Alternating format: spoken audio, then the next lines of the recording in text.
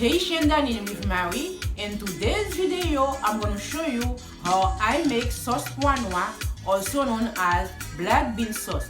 But before we get started, please hit the subscribe button below and let's get started. Bonsoir tout le monde et bienvenue à Channel Moyen Haitian Dining with Mary. Jodi ya m'a montré nous qui j'aime faire sauce poinois. Mais avant de commencer, nous allons abonner channel là, remen et quitter comment pour moi. Let's get started et kounya on commence la vidéo. Here are today's ingredients. Mes ingrédients pour vidéo jodi.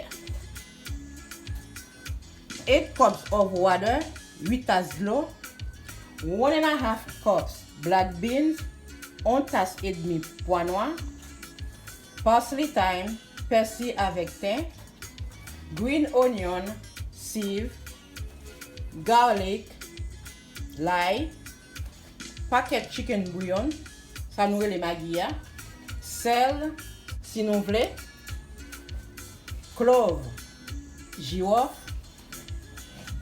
2 tablespoons olive oil, 2 cuillères à soupe huile d'olive, 1 tablespoon lily butter, 1 tablespoon regular butter, 1 cuillère beurre lily, 1 cuillère beurre régulier. I wash the bean 3 times. Moi laver pois 3 fois. Moi laver pois, moi trier li c'est pour me retirer s'il gen roche avec terre là-dedans. I put 8 cups of water in the pan. Moi mette 8 tasses d'eau dans chaudière. I'm adding the bean in the pan and let it cook for 1 hour 15 minutes. Moi mette pois dans chaudière, moi quitte le cuit pour 1 heure de temps et 15 minutes. I put some green scallion for flavor. Moi mette sieve là pour le pois un petit goût.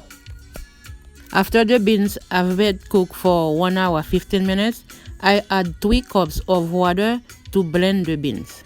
Après pois fin cuit, moi ajouter 3 tasses d'eau pour capable blender. I separate and I take half of the beans to blend and half in the pan.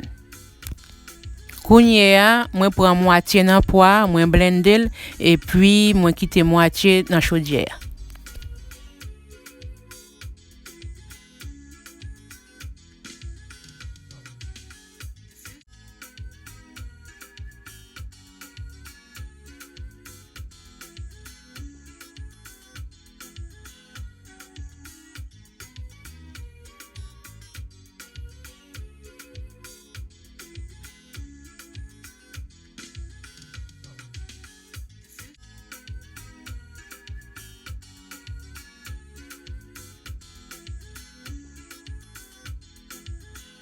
After I finish to blend the beans, I strain it twice to remove any residue.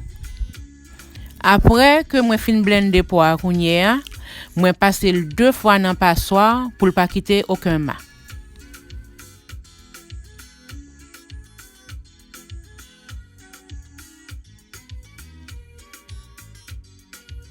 Now I'm adding the seasoning ingredients and let it cook for 20 to 25 minutes on medium low heat. Kounya m'a ajouté reste ingrédients yo et m'a quitté le cuit pour 20 minutes dans yon du feu qui très bas.